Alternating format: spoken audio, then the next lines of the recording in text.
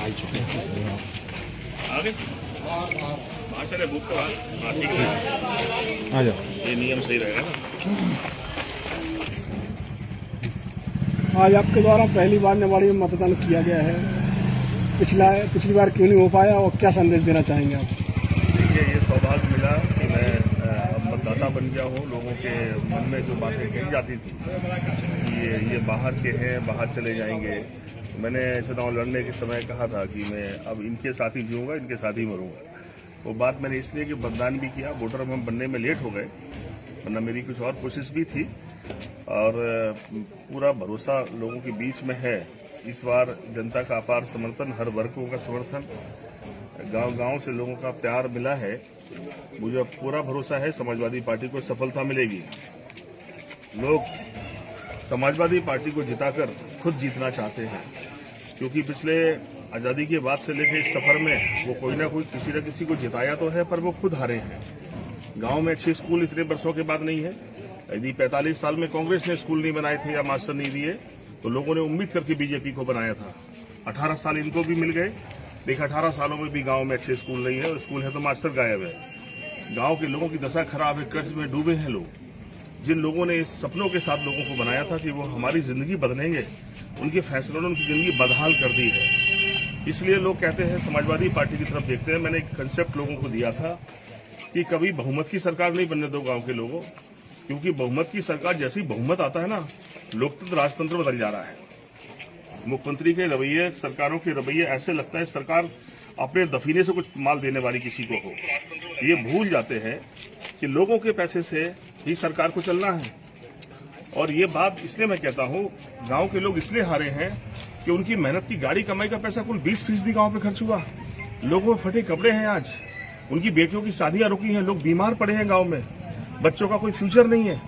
अगर इतने वर्षों के बाद अगर कोई व्यवस्था नहीं बना पाए तो इससे ज्यादा बेईमानी गरीबों के साथ क्या हो सकती है। लोगों ने इस भरोसे के साथ समाजवादी पार्टी को जिताया है कि समाजवादी पार्टी के सहारे सरकार बने, और समाजवादी पार्टी का जो लक्ष्य है कि बजट का 70% पैसा जो गांव गरीबों की मेहनत की गाड़ी कमाई का पैसा है, उसे हम गांव पे खर्च करेंगे। उत्तर प्रदेश की और मध्य प्रदेश के गांव के भीतर का तर्क देखो आप, अगर फर्क देखेंगे तो लगता है 20 साल पीछे जा रहे हो ये लोग। लोगों की हालत बदहाल है, क्योंकि यहाँ सिर्फ दिखावा है विकास के नाम पर। उनके पैसे से उनकी तरक्की के सपने दिखाए जा रहे हैं। समाजवादी पार्टी के सहारे वो सरकार बनेगी तो बजट का 70% पैसा गांव पे खर्च करेंगे और 5 साल में 50 साल का हिसाब चुकता करके जमीन पर दिखाएंगे आपको। समाजवादी पार्टी उस सरकार को समर्थन करेगी जो गरीब की बेटियों की फीस माफ करेगी, कन्या विद्याधन देगी, उन्हें वजीफा देगी। उसके साथ समाजवादी पार्टी खड़ी होगी।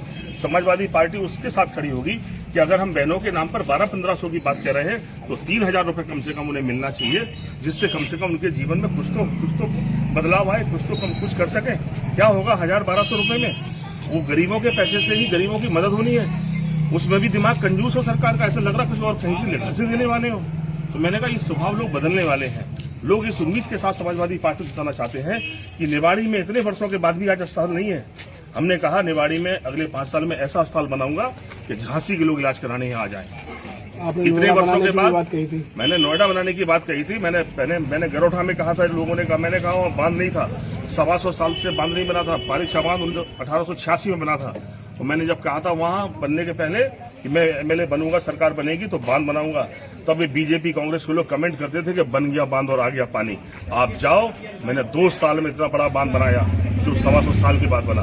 मैंने अगर नोएडा कहा निवाड़ी को तो नोएडा नहीं बना पाया तो राज्य छोड़ दूंगा। दूसरी बात मेरी नोट कर लो, मैंने कहा अपार संभावना है नोएडा बनने की। यहाँ झांसी जैसा बड़ा शहर, बड़ा बाजार बगल में है और यहाँ कोई कार्य योजना तक नहीं है। मैंने कहा लड़ाई मकसद की है, लड़ाई कार्य योजना की है। जब उनके पास विजन ही नहीं है, जो विजन अपने कमाने का हो, तो गरीबों का कभी तरक्की नहीं हो सकती।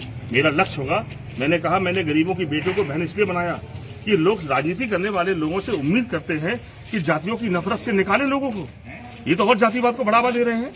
मैंने इसीलिए सब वर्गों की बहनों को अपनी बहन बनाया कि भगवान ने हमें सिर्फ इंसान बनाया, ये जाति हमारे पुरखों ने बनाई थी और नफरत के लिए नहीं बनी है।